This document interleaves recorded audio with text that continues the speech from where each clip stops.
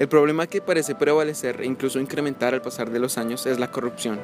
Las estadísticas demuestran que sin importar el partido político, ideología o personas al mando, el problema no parece irse.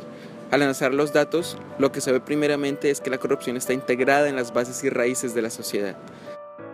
El problema es incluso más evidente en países subdesarrollados como lo es México. En ese país, la corrupción y los sobornos parecen ser un asunto de día a día, como si ya fuera parte de la identidad nacional y ciudadana de cada uno de los mexicanos. Hay bastantes factores que contribuyen al estado deplorable en el que está la infraestructura mexicana. Robar y luchar se ha hecho algo normal para los mexicanos, al igual que estar viviendo con constante miedo y alerta a la violencia del narcotráfico y las pandillas.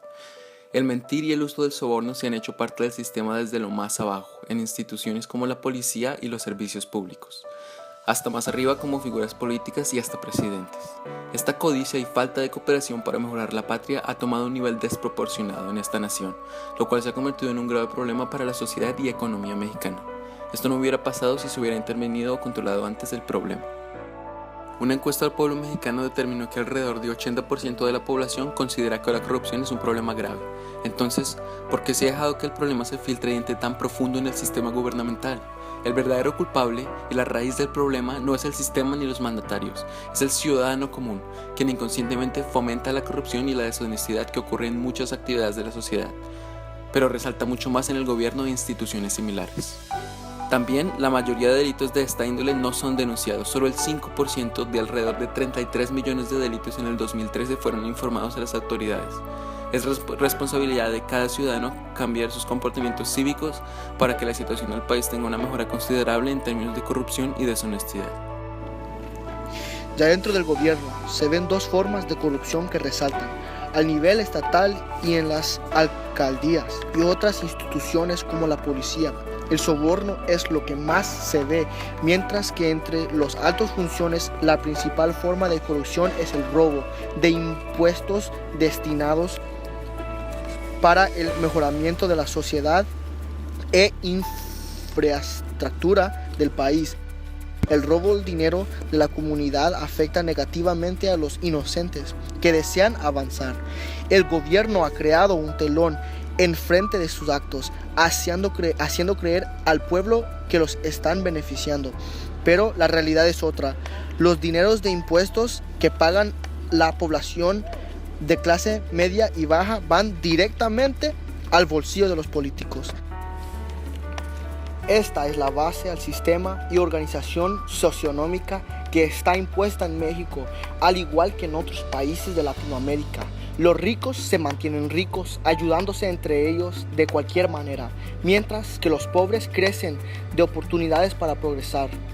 Esto es un problema que afecta a la mayoría, y ya que un porcentaje muy pequeño de la población es mucho más rica que el resto, quienes incluso sufren de hambre y les falta un lugar donde vivir.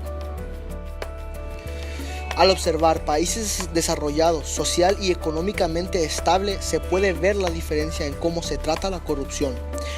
El más claro ejemplo que existe es el de las acusaciones de corrupción que ocurrieron en 2013, mientras que en México se acusaron a 41 gobernadores, solo se investigaron 16 casos y solo 4 fueron castigados. El mismo año en los Estados Unidos se acusaron a 9 gobernadores, de los cuales 9 fueron investigados y 9 fueron detenidos.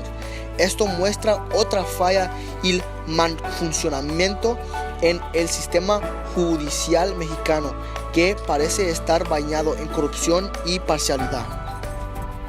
Un ejemplo conciso es lo que ocurrió hace pocos meses en una ciudad americana. En la ciudad de Flint, Michigan, de los Estados Unidos, ocurrió un escándalo relacionado con el agua potable. La ciudad estaba recibiendo agua contaminada de paloma. Stephen Bush, el supervisor del Departamento de Medio Ambiente y Calidad de Agua, y Michael Prisby, el ingeniero, estuvieron usando agua del río Flint en lugar del agua del sitio de Detroit. Su escándalo para cuando Bill Schwer ordenó una investigación del agua. De igual manera, en México existen diferentes casos de corrupción y negligencia que afectan directamente al pueblo. Uno de los casos más evidentes es de Sinaloa, donde los nexos entre el gobierno y el narcotráfico que salieron a la luz hace unos años afectaron a los habitantes del estado, quienes tuvieron que sufrir y aún sufren un periodo de extrema violencia y inseguridad. Al igual que en ese estado, varios territorios del país sufren de una situación precaria debido a la mala administración del gobierno, usualmente influido por dinero del narcotráfico o de otras personas o grupos. La diferencia es cuando estos casos se descubren en los Estados Unidos, se convierten en un escándalo, mientras que en México es algo común. Otro caso de corrupción y jugadas sucias en la política americana fue el escándalo del político Vern Buchanan comprando el silencio de su gabinete. El senador pagó a los miembros de su gabinete y del participante opuesto para ser reelegido. Mientras que este caso estuvo en la prensa y medios de comunicación en México, situaciones similares ocurren con mucha frecuencia, pero nunca son informados al pueblo y muchos menos judicializados y castigados.